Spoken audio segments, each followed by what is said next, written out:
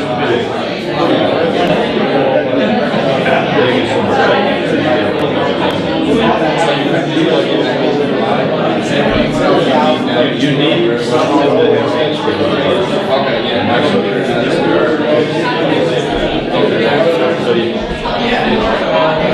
I really want to do is have another shotgun so this can stay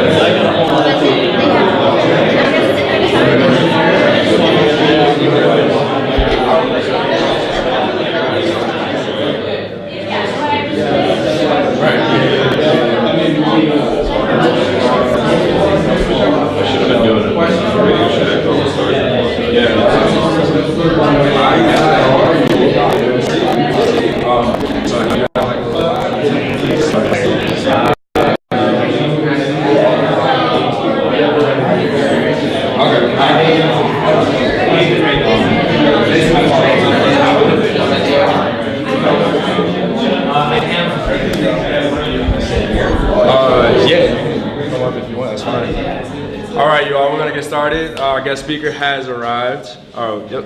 I love the speaker. What? I love the speaker. So welcome to DNewTech, you guys. Thank you all for coming out. My name is Darian, and I'm with Accelerate for Kids Foundation. So we provide STEAM education, coding, robotics, 3D printing to kids kind of in the Metro Detroit area. So first, I want to start off by thanking our sponsors. So obviously Grand Circus for housing us. Again, they usually do almost every month. We have these the first Wednesday of every month. The next one we have coming up will be at Detroit Startup Week. So it'll be Tuesday, May 23rd at 4 o'clock. So we have 4 speakers who come up, 4 startups. Today we only have 3. But we have 4 speakers come up who will get 5 minutes apiece to kind of pitch their idea and their business, and then they'll have another 5 minutes for a Q&A to kind of get feedback and critique on their business idea. So our other sponsors are OU Inc., partner with the Macomb University, Macomb OU University. So I want to give them a big thank you, and also Tech 248. So they're also another business incubator accelerator out in the Oakland County area. So we're gonna just go ahead and start. I'm gonna let Brandon have a few words. Brandon Epstein is an analyst with Detroit Venture Partners, so I'm gonna let him say a few words about DVP and what they do. Thank you. How's everybody doing? Good. Well, thank you for having me. You know, I don't have anything prepared necessarily, but I'm happy to speak about what Detroit Venture Partners does and what I do specifically. So we were founded about 6 years ago, and really have had the mission since we were founded to grow entrepreneurship, grow the community down here in Detroit. And in the last 6 years, we've been deploying capital into a lot of startup companies. Grand Circus being one of them. Detroit Labs, we were also very instrumental in founding. We probably have another 10 companies down here now. So it's really been our mission to grow entrepreneurship, to grow the community in Detroit first and foremost. Beyond that, we've done a lot of investing in the state of Michigan. We've done investing in the state of Ohio as well. And we really feel like we have a good network there, and that's why we stick to that. But just coming back to what we do here in Detroit, it's really to foster a sense of community, I think, first and foremost. We've invested about $40 million, I'd say, in the last 6 years into companies around here. We employ 200 people in our startups. If you've ever been to the Madison building next door, we have about 100 people in that building alone. We kind of take an active role too with our companies, and we can provide them support through hiring help, through marketing expertise that we have, really through any opportunities that we can offer through the Quicken Loans family of companies, because we're also a part of that. And I think beyond direct investment into our companies and kind of the community focus, we also are investors into LPs. we're LPs ourselves into other funds. So we invest into Analyst, which is a local fund here that invests into mobility. Another fund in California called Emerick. There's one in California called Maven that we're LPs in. So we kind of have a fund of funds mentality. We have a direct investing mentality. And we really can roll our sleeves up and like to get involved with companies in the area if we can. And definitely part of what I do is to get out in the community and network for us and to be like a public face sort of for DVP. And so every day, like I'm just trying to kind of connect people, trying to offer my expertise where I can, trying to source deal flow for us. Really anything that I feel like can benefit DVP, to benefit the community, and that's kind of what we do. Yeah, and I don't know if anyone has any questions or anything about DVP or like what our role is, or some of our companies or anything. But again, I didn't really have anything prepared, and I'm happy to answer anything. If anyone has any questions. For an internet startup, a SaaS company, what's kind of the minimum floor, like the minimum, the smallest that you would take you'd make the investment in? You mean check size or? Metrics, business size. So, venture is, from what I've found, is just very ambiguous in terms of like looking for metrics necessarily. Some companies we invest into have been pre-revenue. Some of that revenue or ARR of $1 million or more. I think that for a bigger check size, for like a Series A type deal, we'd like to see probably around $1 million ARR for a software as a service company. Growth is also really important. So a lot of venture investors look for consistent growth year over year or month over month. That also is important to us, but just in general, getting a feel for the company and their trajectory. So you can look at it in a number of ways. Whether they're adding one big enterprise customer and that is really all they have, or whether they're adding new customers month over month and really growing that pipeline too, and it look like they're on a good trajectory. That's important. So I think there's a lot of different ways to kind of look at a deal.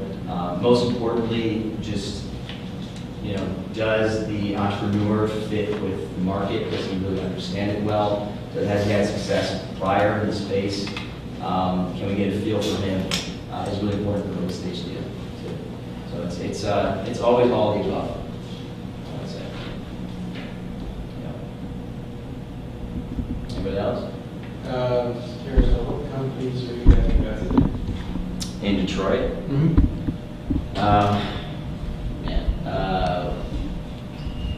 Waymark, Grand Circus here, Social Proof, Bank Troy, because we're Bank Troy, we're Detroit. Autobooks just moved down here. Skillo's in our building. Reach Influence. Detroit Labs is one. Quickly here. That's all I can think of off the top of my head. Yeah. But we've been pretty active in the last year. Invested into 6 companies last year.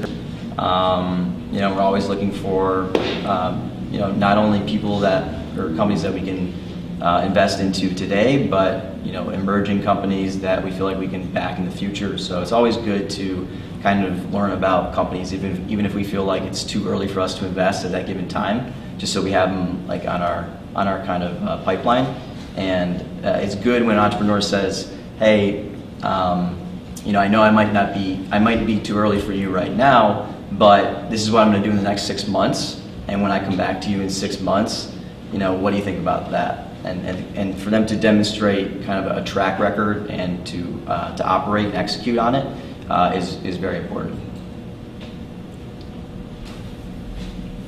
Can you talk more about your role specifically? What does it mean to be an analyst at a venture firm? Sure. So I replaced someone who was a senior associate at DVP, and like I kind of just took on her role. So I mean, I do pretty much, you know, anything that's required, but you know, it's anything deal flow related. So sourcing new companies, doing diligence on them, so sizing up markets, looking at competitive analysis, looking at what's been going on at M&A, making connections with different investors, also to bring in new deals for us. What else? Meeting with companies, meeting with founders, taking initial calls, screening. Anything that comes into DVP, I'm usually the first person to look at it. And then it's really my job to help prioritize it and to move it up to the partner level. I help our companies too. I'll try to make them introductions to different corporate partners where I can. I do financial modeling when need be for our companies. You know, really all the above. I built our website. I manage our CRM. I built API integrations, connecting like what we do in email to what we do in our CRM to what we do in Excel. So all the above. We're basically a startup too. We only have 5 people really on the operating level. So you got to be able to do a lot of different things, and that's cool for me because I was in a very rigid role before that you know, didn't offer a lot of you know, excitement, I guess, throughout the day or a lot of new challenges. But I feel like in venture, there's always something new, and you're always learning about new markets, and you're always meeting people who are experts in their fields. So you're just constantly learning, which is really cool. What CRM does DVP use? Her Street. Is that kind of email based, Gmail based? Yeah, it's email based. Yeah. And I think it's not like a super popular CRM, but it's great for deal flow.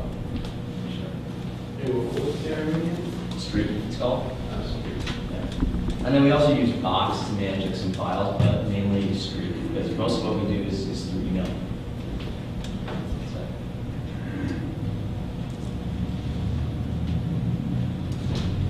Are you going to be available after the meeting? Yeah, I mean, I'm all, but how long are we going to? Yeah. Around 7:15, something. Oh, yeah. And then, you know, if anyone ever wants to get in contact with me, I'm pretty accessible.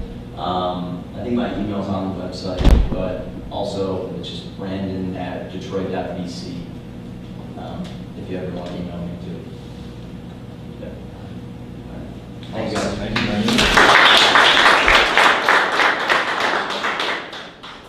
All right, and so one quick note for the presenters. I'm gonna have this little tablet right here, so you guys will have 5 minutes counting down right in front of you, so you can kind of just keep track of where you are in the presentation.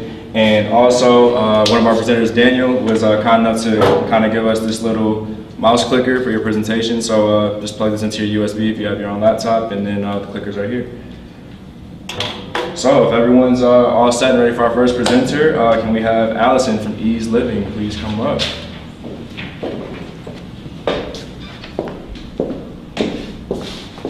All right. Uh-oh, I think you closed it. Oh, is it another Google Chrome tab? If you go down to the very bottom and just click Chrome again, the dock should come up. Bottom. I'm not an Apple person, I'm sorry. It's fine. Right here.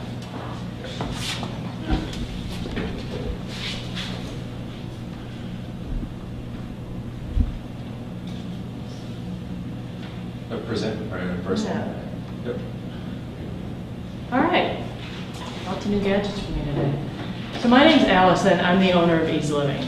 Everyone in this room has someone in common. We're all getting older every single minute.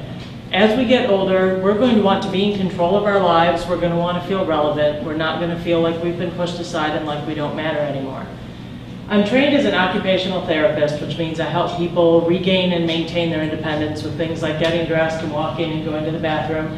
And in all my years as a therapist, I noticed that most commonly used equipment, things like canes and tub benches and Everything else people need to use is very ugly. It's not well designed. It doesn't work well. It's very institutional, and it makes people feel horrible that they have to use it. It does nothing for their dignity. It just makes them feel like they're less than what they actually are. So I started looking around when I was practicing therapy, thinking there's got to be better equipment out there than what is commonly sold. Most things that I found were in Europe, because they just kind of have a better design aesthetic generally than we do. So I started importing some products and selling them online, and I started my site, Ease Living. I think you have to plug in the. That would be helpful, wouldn't it? Right now, I'm only selling online.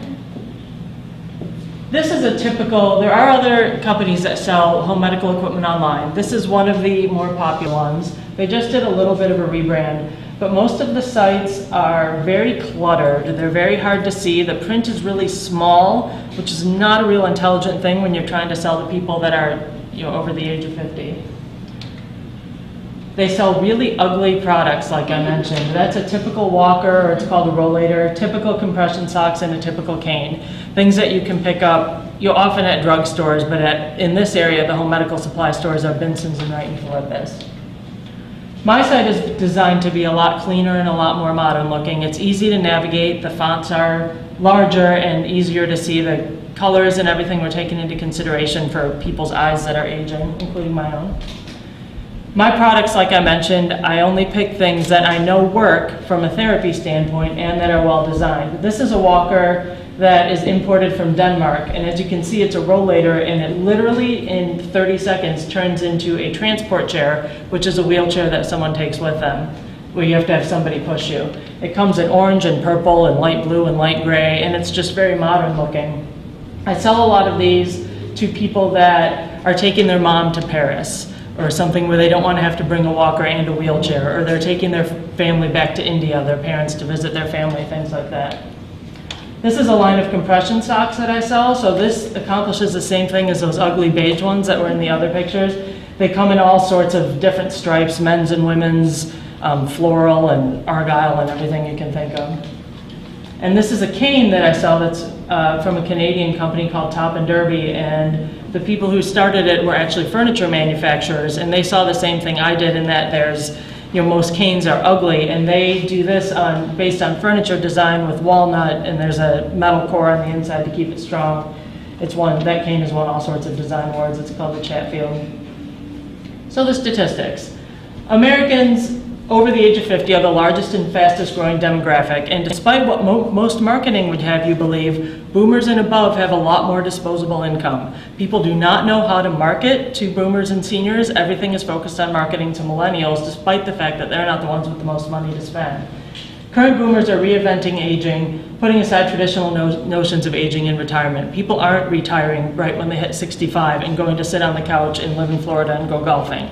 They're continuing to work, whether it be volunteer, part-time, continuing to work full-time, mentoring people.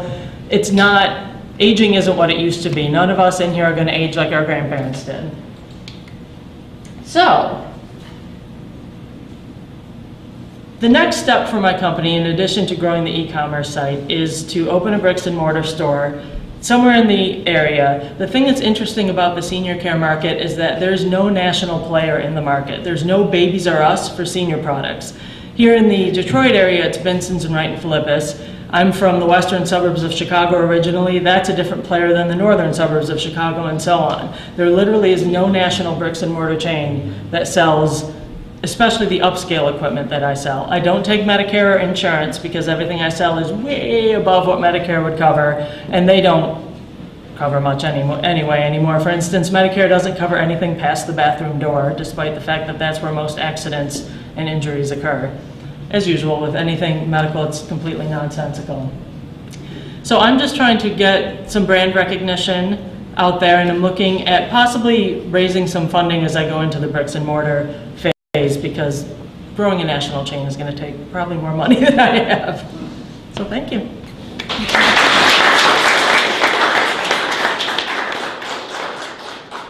Yes?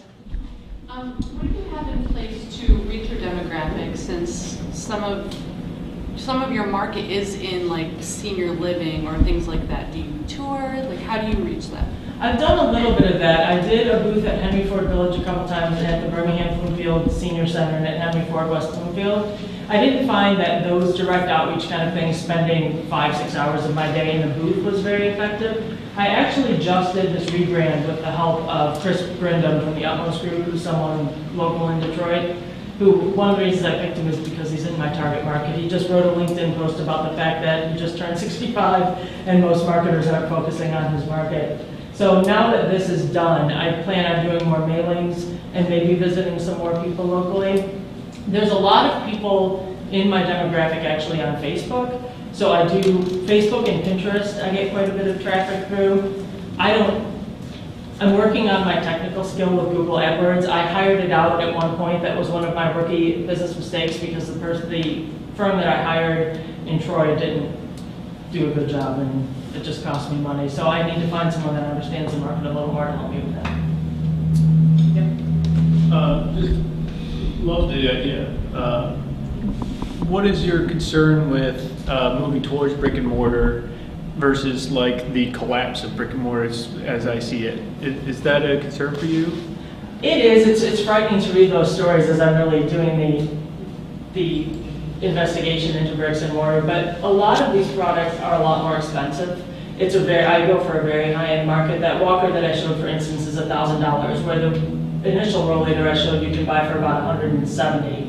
At Benson. So if a lot of people are going to spend that much more money, they'd like to get hands-on. There's also the issue of it's something that people need kind of immediately sometimes. I do ship, priority mail and very quickly, but if your mom is, heaven forbid, broken her leg and you're going to pick her up from the hospital and all of a sudden you need something, you need it then and there. My vision for the store would have a bathroom and a bedroom and all different areas where people could actually try the products. Very well-trained employees that would be able to prescribe, oh, you think you came in for a cane, but really you need a walker, and this is the right size, and this is the best thing for you. Do you ever think about distributing through hospitals and healthcare systems? I have. The issue with that is a lot of people there, first of all, like Beaumont has their own home medical. They deal a lot more in the insurance products. They don't deal as much with the higher end things, because people that are in the hospital generally want to know what's Medicare going to get me, or what's my insurance going to get me, and then that's what they take home. All right. Do you have, what would you describe the company's relationship with its audience? And by audience, I mean like its following on social media, or do you have to use like traditional media outreach like TV and radio? I haven't tried any traditional media outreach because of the cost involved. Like I said, I think I'm going to do some direct mailings. I have more ideas for things like that, direct mailings and things that I could do with the bricks and mortar store. I think the outreach for the whole world, my first sale I ever made was to Greece, so it's a little harder knowing what to do when I'm looking nationally or internationally at the outreach. So what are the, I'm kind of curious, but what are the, I guess that's a twofold question now. Okay, what are the shopping behaviors of the boomer generation? What are the media consumption habits of boomer generation that you have noticed that can actually help with ease living? Shopping habits, there seems to be more visits to the site from what I can tell before something is purchased than just, oh, they see it once and it's bought. There seems to be more, I don't know what sites they're going to when they're not online, but there seems to be a bit more investigation than some younger people, I don't know which one to put myself, who may just go and buy something immediately. There's definitely more questions, more wanting to know that it's exactly the right thing they need. They want more advice. They definitely need their hand held a little bit more sometimes, especially when it comes to medical equipment. Are there any influencers for baby boomers? I mean, baby boomers that you know of, influencers? Right, that's something that I've really been investigating. There's a couple of websites that have really high traffic. One is called Next Avenue, which is actually kind of an affiliate of PBS, so it's not really anything you can buy space on or anything. I've been looking into some of the bloggers. There's one called Booming Encore. The other thing I've noticed is a lot of the stuff that has to do is really stupid, childish names. It makes me crazy. Like what? Things that are geared towards boomers and seniors. Oh, what are some stupid childhood names, just off topic? 60 and Me, and amazing things like Booming Encore. It's just stuff that, I don't know. Were you thinking about creating your own like influencer channel for this? You know, ease living. You can probably get like some pay-per-click ads for dedicated to boomers, and they use direct mailing access to people who are already in your email list, so you can actually end up contacting them directly. So you actually end up saving a lot more money, as opposed to just doing a broad outreach, seeing like where all the boomers are. I'll have to talk to you afterwards because that's way outside my skills. Okay.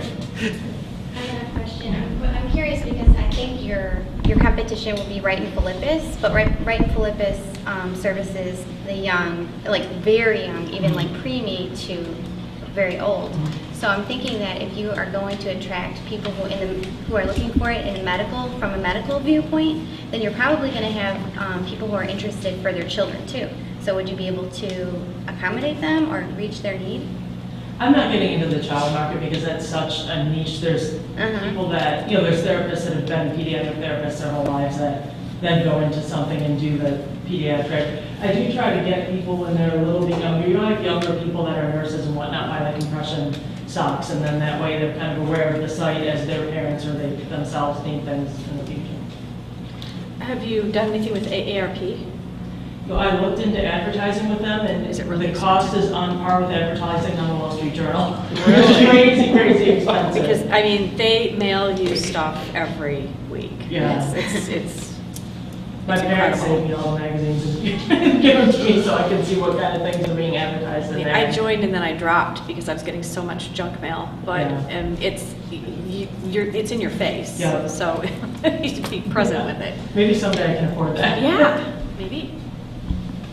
I'm wondering if you thought about partnering with other businesses that reach out to your same market. So I don't know if occupational therapists operate as groups or like offices, something like that. Somebody else who's already has those channels open that you could sort of piggyback off of. I need to, like I said, now that I've done this, I think home health agencies and there's geriatric care managers that are people that help, if I needed to help my parents move and wasn't able to be there, a geriatric care manager or something that helps arrange that whole thing. So I think reaching out to people like that would definitely be a good step. Yeah, rather than trying to build it yourself from the ground up. Right. Do you find that your clients are shopping for their parents or for themselves? I actually have both. Okay. Actually, it's probably a little bit more people buying for themselves, maybe 60-40, but definitely caregivers too, especially around the holidays. All right, thank you, Alison. We're out here. Thank you.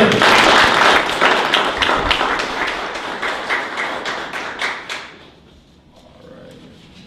So next up, we have Ryan from Repurpose. And feel free to snatch that cord out of my computer.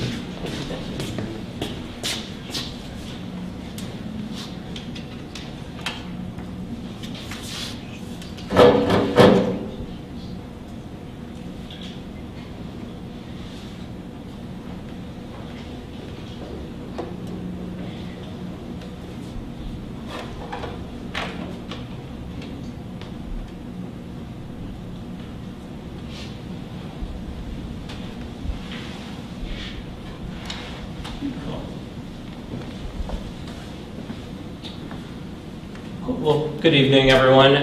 My name is Ryan Landau, the founder of Repurpose. And so to give you some quick background on myself, I went to Michigan State University when I graduated about, I think, 7 years ago. My first thought in my head was, why would I ever live in this city? Why would I ever work in this city? I'll fast forward to the end already. I live and work both here, and so it's an incredible place. And so I moved to Washington, D.C., worked at IBM as a federal consultant, and then about 6 years ago heard about kind of all this kind of magic that was like happening in Detroit, heard about this kind of like rebirth and all these activities, and I'm like, all right, there's nothing going on. I ended up coming back, meeting some of the influential kind of players. Actually ended up meeting with DVP, as you were hearing from Brandon earlier. And what I said to myself is, I have no idea what I want to do, but I know I want to be a part of this. And so about 3 years later, started running a company called Chalkfly. It was an e-commerce company where we sold school and office supplies. It was a portfolio company of DVP. And one of the things that we always saw is this like one issue. One, it's like always really hard to hire people. And two, from a people perspective, just hearing friends, it was like, all right, where are all the good jobs in Detroit? Where are all the good jobs even in other cities? And so that was kind of like our thesis in starting this new business, Repurpose. And just to show, before I go like any farther, a quick kind of like hands just from the group. In the past like 2 years, who's looked for a job or who's been trying to hire and that situation kind of totally sucked and was no fun and was not exciting? So, as you can see, most of the people here, were looking for jobs, and you probably did a few of these approaches, right? You talked to family and friends, you came to career fairs, maybe here at Grand Circus, you maybe worked with a headhunter. There's a lot of different options out there, and then there's these beautiful things, which I really, I don't want to say despise, that's an aggressive word, but really, I don't know anyone that uses them anymore, as in all these job boards. And what happens is people go there. If you're looking for a job, there's thousands of opportunities. You have zero idea which one's good opportunities and which one's a bad opportunity. And then if you're hiring, maybe you put a post up there on Indeed or Monster Career Builder, and you get 50,000 applications, and you're like, all right, that helped me about 0%. And so it's like all the work that I have to do is now to go filter through this. So the solution that we created was a curated marketplace that matches startup companies and talent. And so that's what we're focused on here at Repurpose. And you may ask, like, how do we do the matching? How does this all work? And so people apply to our platform. We only accept kind of the best companies and the best individuals, and we match people based with an algorithm that we built and also a human kind of curation team. And so the reason we don't do it all specifically by technology or all specifically by a human is, right, we use technology to help, be super efficient, but then at the end of the day, we're just matching people and people, and so that is super important to our business. Then the next thing that we do that I'm not aware of any company out there in the world that actually does this is that we match people based on culture. And so as I'm sure all of you that had your hands raised before, you're thinking about, all right, okay, does the company have the right skill set? Do they have the right compensation? Right, all those things which are really easy to match for, but are people getting matched based on culture? And I'm sure as you're applying, today is kind of in the world that we're working in, it's not so much about the industry or the specific function of your job, it's more of, are you inspired by the mission of the company? Simon Sinek talks about it really well in a TED Talk. He talks about the why instead of the what. And so we match people based on, hey, like, why are you, kind of your culture perspective, and from a company's perspective, we put a light on those, values. And so some of the benefits you can see, kind of over our head is one, obviously from like a privacy standpoint, we make it like super simple so you can apply. Your boss will never know that you're applying. We take privacy very seriously. We make it super fast and easy, so it's a simple application to get started. We have secondary applications depending on whether you're an engineer, salesperson, or all that other good stuff. And we make it completely, I would say, there's a personal touch. So whether you're a business or whether you're an individual, you're going to have a talent agent or a success consultant kind of walk you through the process. And so as we all discussed before, that process is no fun. It would be nice to have a third party that's really, kind of unbiased and can help you negotiate and do all those other fun things throughout, the job hunting process. We assign you, like a sports athlete, we assign you a talent agent to be that kind of person to help you throughout your process. So we launched about 6 weeks ago, and we've already started working with about 60 plus companies. Here are some of the companies that we work with. Today we're focusing on Detroit, Ann Arbor, a few companies in the suburbs. Our plan as of right now is to be completely focused on the Detroit and Southeast region, and then kind of do an Uber-style rollout city by city, because for a marketplace to work, you need to have density on both sides. And so these are some of the companies that we're working with. We have a couple hundred, individuals that apply to our site every single day. And here is our team that we're working with. Myself as the founder, and the other individuals which are above there. A lot of the people that we're working with on this startup also worked with on Chalkfly, which was a few years ago, and which was fantastic. And the most important thing, and like why am I here, is it's really our platform doesn't work if we don't have people. And so, one, thank you for listening, thank you for being here, and if you're looking for a job, or you're an individual that's looking to bring awesome talent onto their team, we would love to help you from both perspectives. And I also want to give an invite out. So tomorrow night at 6 what time? I said, oh, it's at 7 o'clock at WeWork, so which is just right across the street. We're having a launch party. The launch party is going to consist of individual people. It's going to consist of investors. It's going to consist of a lot of the startup companies. So if you just want to come, have a free drink, you're more than welcome to come, and we would love to see you there. It's from 7 to 9:30, May 4th, which is tomorrow. And I appreciate it and really happy to answer any questions that you guys have. So thank you. Yes. What's your name? Rita. Rita, nice to meet you. Nice to meet you. So I noticed that on one of your slides you said Tinder-style matching. Yes. Can you maybe elaborate on that a little bit for people who necessarily aren't familiar with that interface? Cool. So the reason, I'll tell you why we use that analogy, and I'll explain it. The typical demographic that is applying to our site and what we see as success is people that have, I would say, about 2 years of experience, but no more than like 10 to 15 years of experience. And the reason why we're focusing on that market from a talent perspective is because right when you're graduating out of school, most of our startup companies are looking for people with experience. And then once you have 10, 15 years of experience, you're probably using a headhunter or various other options. And so that's why we're focusing on that demographic. And so that's why we use the analogy kind of Tinder style. And so the reason how we do it is we say it's super simple, so people apply to our website, and it's as easy as coming to our website if you're a company or you're an individual and saying, hey, I'm interested, and both parties need to say that they're interested in before a match happens. And then once a match happens, we're really an introductory platform. Once the match happens, we get out of the way, and the company and the individual go throughout the interview process from there. Are there plans in your business model or anything else to kind of expand past that and be a resource into the future after you place people, or are you just planning on being kind of that introductory step and then being hands off from there?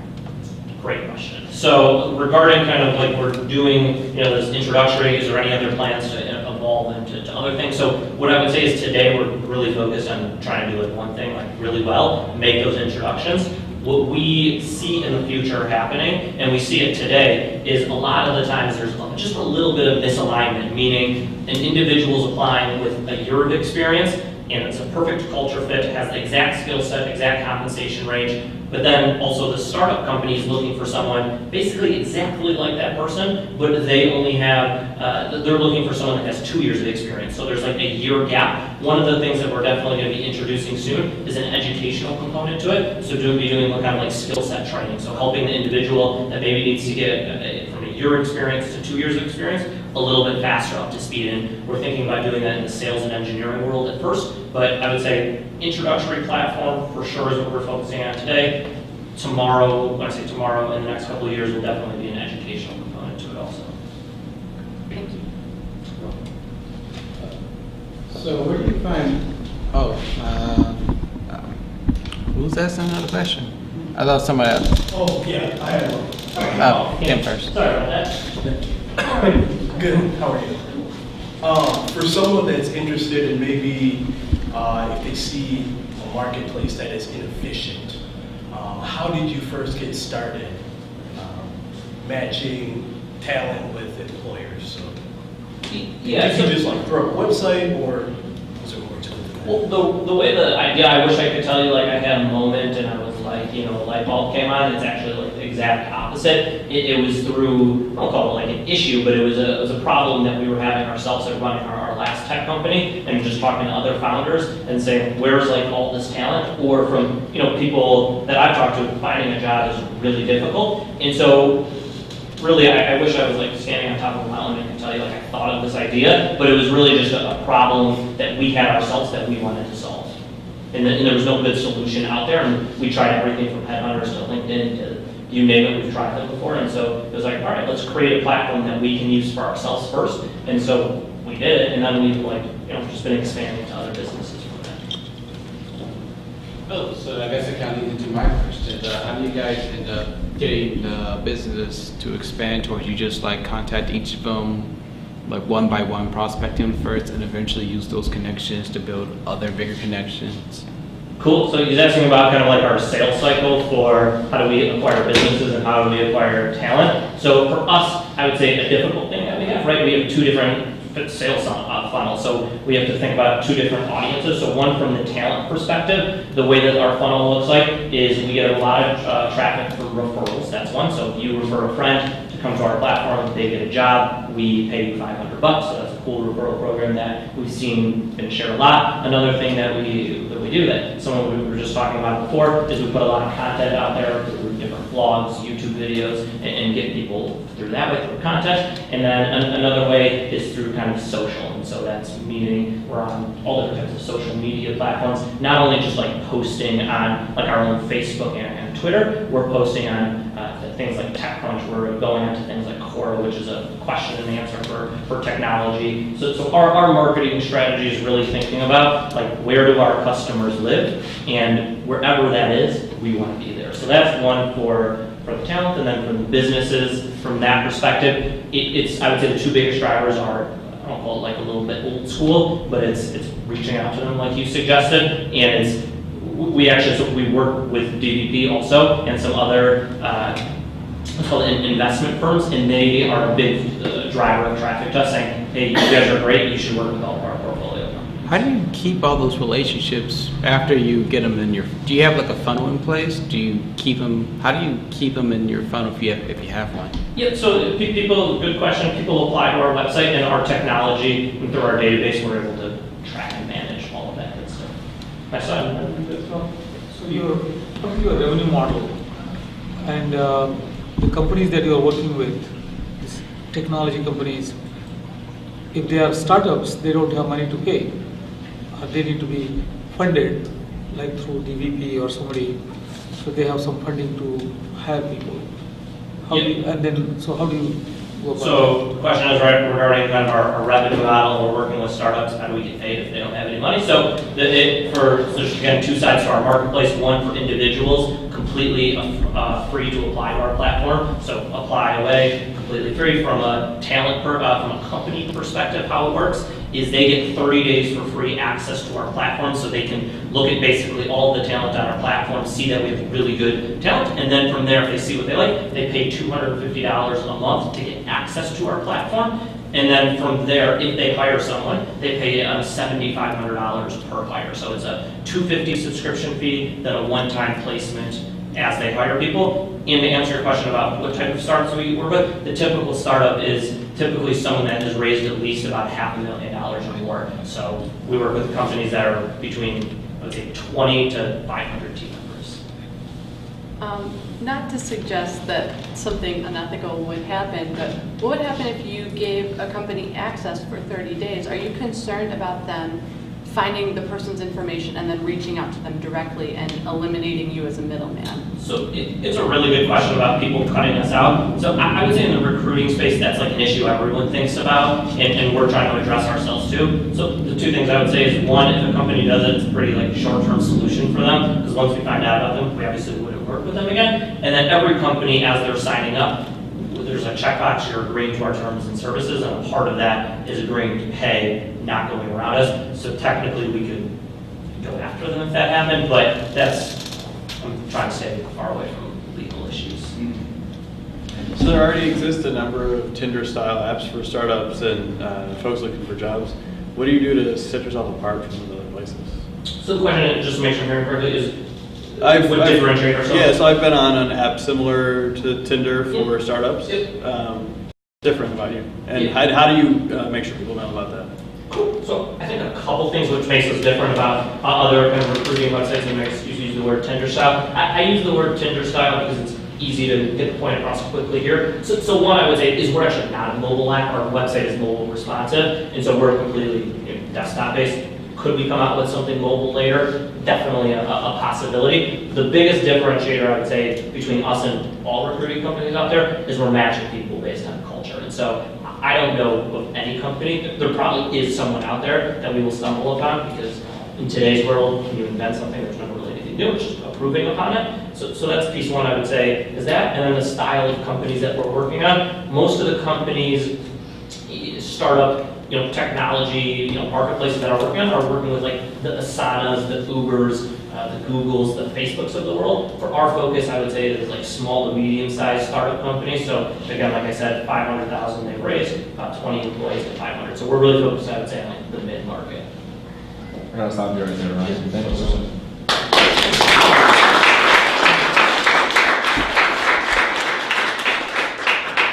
All right, and our final presenter is from Circadian Risk, and his name is Daniel.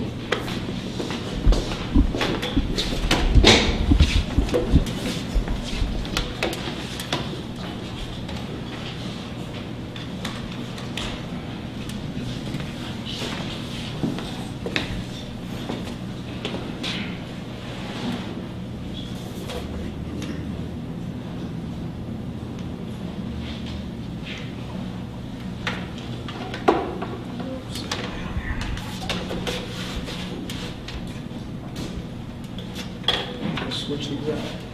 Is that working?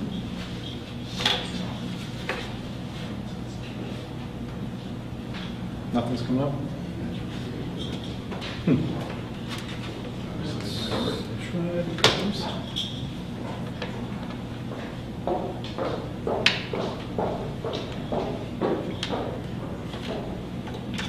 Working?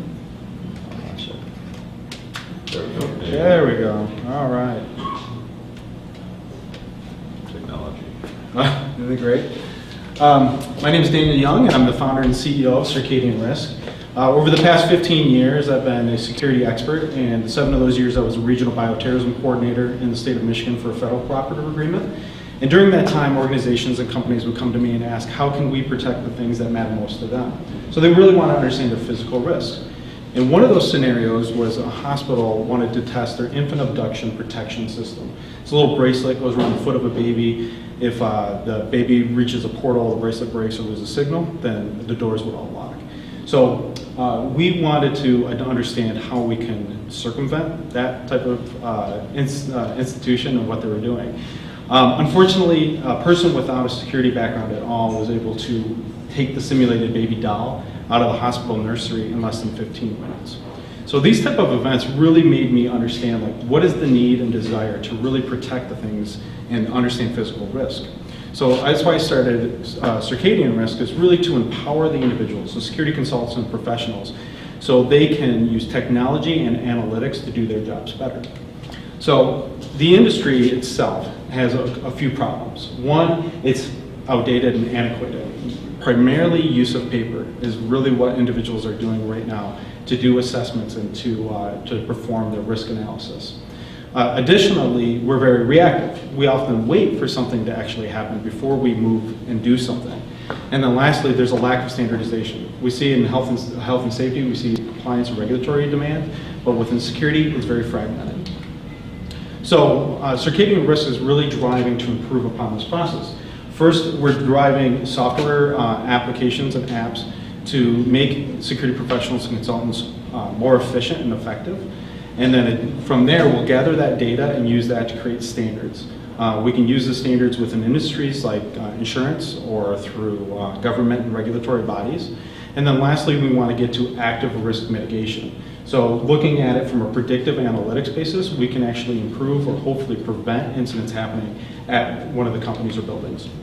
So our first product is a vulnerability assessment. You can walk around with an iPad and actually document deficiencies and vulnerabilities of that physical building. So things like the lack of CCTV cameras or a broken lock on a door. This way, that professional can document this and gather information so we're not losing the data like we would with paper. We took this model and moved on to a pilot project with the Department of Veterans Affairs. We were able to do 99 buildings in only 26 days. If we were to do that with the current model with 2 people using paper-based models, it would take us over 300 days to do. So we're taking what we've learned from this and we're creating our go-to-market product right now currently and driving that, all the success from that project into our new product. So there are some competition out there. Paper is still predominantly our competition, but there are companies that are trying to do more of an electronic systematic approach. A company by the name of Riskwatch really is more like an electronic checklist. They're not using the data and analytics to really understand risk. They're just really trying to check the box to make sure that companies are compliant. So our go-to-market strategy is really simple. We're going directly to security consultants and professionals that are already doing this and convincing them our system and solutions will be better because we can use that data to understand risk on a more dynamic level. What we'll do is white label our product to these consultants, and then those consultants can reach out to the clients they already have relationships with or already working with. And most of these clients have multitude of different buildings. So we can go and do a software as a solution model directly to house the data to make sure that they're using our product continuously, in which the consultant itself will get those further touches month by month instead of just once working with that client one time.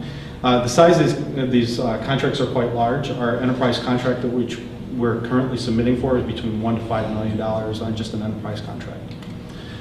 So you already know a little bit about me. Our CTO worked for Microsoft for 7 years. He worked on the SQL team and he was a serial CTO, currently working for a hedge fund out in LA. And then our client success coordinator helped me and assisted me with our Veterans Affairs contract and has done over 100 assessments himself. Our advisory team is made up of industry and entrepreneurial experts. And we just completed our cohort with the Decide Accelerator in Ann Arbor. Traction to date, we received $50,000 through that pilot, and we have $280,000 in investment. $255,000 came from an angel investor, and we are 10 contracts. 8 of those are in negotiation. 2 just landed. One is that large contract that we're submitting for actually tomorrow.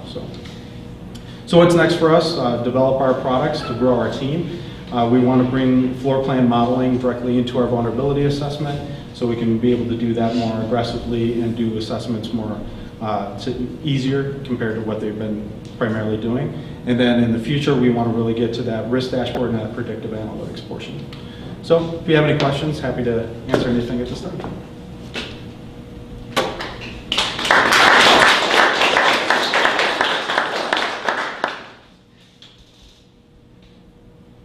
So putting all that data electronically, all of a sudden you've created a giant new risk, right? So what are you doing to mitigate that? So we're at the same level of making it finance, so we're making sure that the data is secure. But as we get more government contracts, we're getting pushed towards a system called FedRAMP. I don't know if you're familiar with that. FedRAMP is a really large server basis. There's only like 5 sites in the entire country that actually FedRAMP certify. It really just sets at the highest level of what the government will use from a perspective. The CIA and the NSA actually do use it for cloud-based computing. So that would be where we probably have to drive to instead of doing some really simple. Yes? So you'd be hosting all that stuff in your own cloud, not on-prem for each individual client? Correct. Yeah, because we want to aggregate the data. That's been the biggest issue. So the contract that we're doing with the enterprise contract, they have 760 buildings, but have never been able to really look at as an oversight to be able to see all of their buildings. So we want to do the assessments and aggregate the data into one portal. We're going to do that with the state of Michigan currently. We just met with Representative Tom Cochran. He used to be the fire chief for the city of Lansing. And we want to offer our product for free for any K-12 school in the state of Michigan. Anybody can use it. I don't care if it's a law enforcement officer, security consultant, school, whoever. As long as they use their system, and then we're going to aggregate all of that data with one comprehensive report to the state.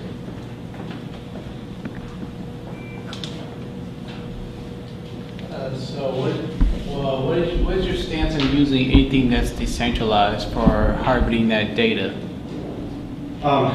You mean in regards to?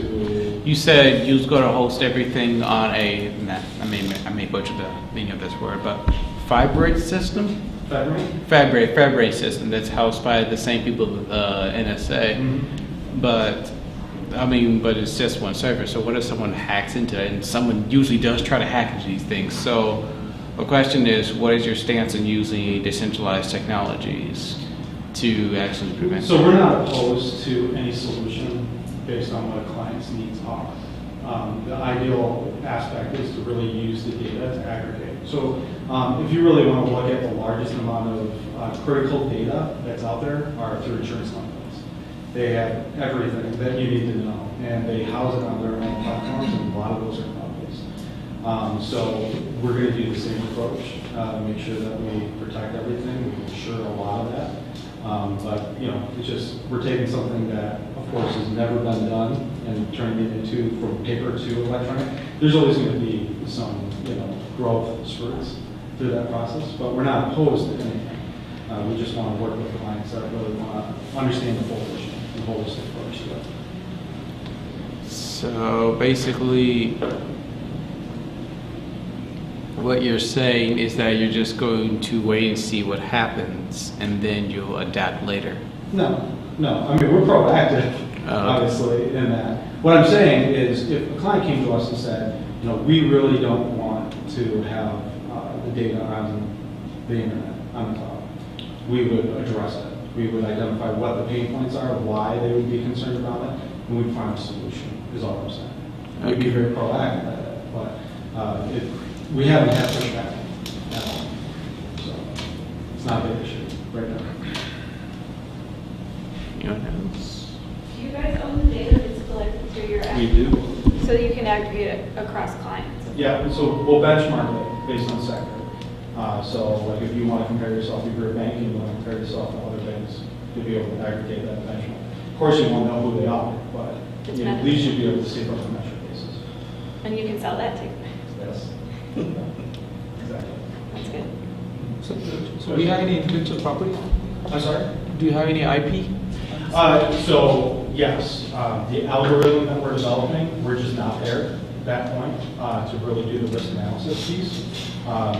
We started at the data gathering point because that's what we have to.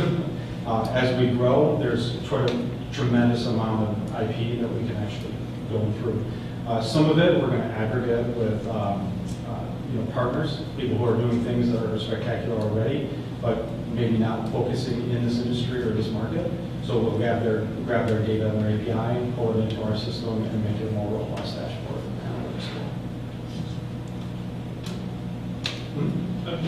I'm sorry for my ignorance here, but I'm failing to understand what it is that you guys, can you maybe break it down just a little more granularly for me what is it you do? You're gathering this data from customers and then doing what with this data? What is it that you do? So a couple things. We want to prevent an actual incident from happening. So let's say, I hate to use this and I apologize if there are any parents because I'm a parent too, but school shootings like San Bernardino, those things can be prevented. It's super basic, but we have not been able to employ that type of security baseline or standard. I mean, I would never stay at a hotel that doesn't have door locks, right? We have a minimum level, but we don't put that minimum level in every single industry or sector. So this allows us to really start by observing and understanding what individual sectors are doing, creating a baseline, then having those baselines created from a standard approach. So there could be a regulatory body or a government entity who want to say, at a minimum level, we must have this here. This is why. So then we can start to analyze all of these types of events to understand risk on a much more dynamic, holistic approach.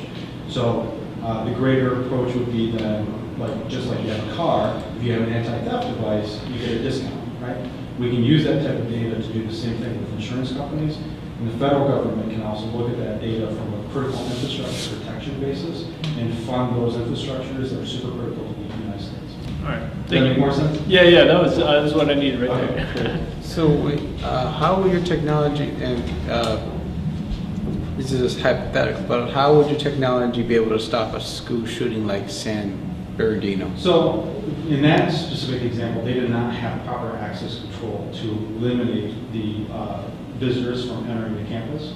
So there's things like that are very basic. Schools should have automatic door locks. They should all be maglocked and they should all be censored. So if somebody wants to come to school, they should go to one door only, and gain access by visualization. So that somebody would actually see who the person is, confirm that they should be there. Now, active shooters are definitely a very low probable event. I mean, very few have happened, but they're happening more often. But more common events are things like kidnappings at school. Now, we take it for granted, but there are oftentimes estranged family members, like the father who's not supposed to see their child will go to the school on recess, see little Timmy on the playground and wave. He comes running, he's 7 years old, he doesn't know any better, we're going to go get some ice cream. And they leave. So these type of things do happen continuously, but we don't understand on an analytic basis what the percentage is, the probability, and we're just guessing what we can actually do or what implementation schools will have. So we're going to take it from a sector by sector or vertical approach. So one question, other than collecting the data and aggregating it, what stands out to you if if the school consults a security firm or they can get the same kind of advice. They tell them you should have some basic, you need to have this and that. But versus what you do is aggregating it online, showing them this school might have this system, right? That school might, but the security firm can also have that data, right? Sort of. But that's a great question. So security consultants right now are limited because most of the recommendations they provide are very subjective based on their experience or their knowledge. What we're trying to do is actually say, based on this actually works. So down to the bottom line, I would love to be able to say, by implementing an access control system at the school, you're reducing the kidnapping ratio by X%. We can actually use that type of data to really understand security on a much more holistic approach. Right now, a security consultant can only say, based on my experience, I know these things have worked. But it's not even fundamentally driven out by data. I kind of feel like it was answered earlier, what exactly is it, but from what it sounds like, it's like you're just collecting incidences and you're just putting them into a database to figure out what. So you're creating, I'm just trying to figure it out. I'm sorry. I know, it's a really complex problem or a really complex solution. So the first product, we'll just start there. So the first product is a vulnerability assessment, which allows a person to document things that are going on, bad things that happen. So if you look at it from an IT perspective, we look at servers, we look at ports, we look at the countermeasures they have in place. We're very proactive in that world, we just don't do it on the physical side. So we'll take that first approach, make it proactive. But the whole goal then is to take what people are actually doing to understand.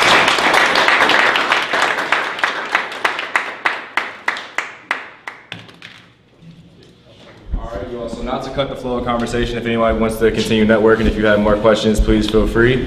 Just a couple quick announcements. If you're in town from May 22nd through 26th, Detroit Startup Week is going to be going on. The Masonic Temple is like the main area where most activities will be going on. And we'll be having another DNewTech, a pitch, top 4 at 4 on May 23rd on Tuesday at 4 o'clock. So if you're in town, feel free to stop by. And thank you all for coming out tonight. You got to ask for events. What's that? Oh, is there any other events that I don't know about? Startup events wise, anybody might want to share? We can launch party? Tomorrow at 7 o'clock. WeWork, which is 500 feet away. How come you didn't have that like after this?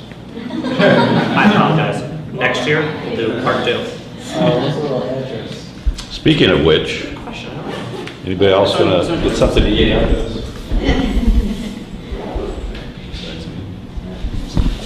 No? No other events? All right, thank you all for coming.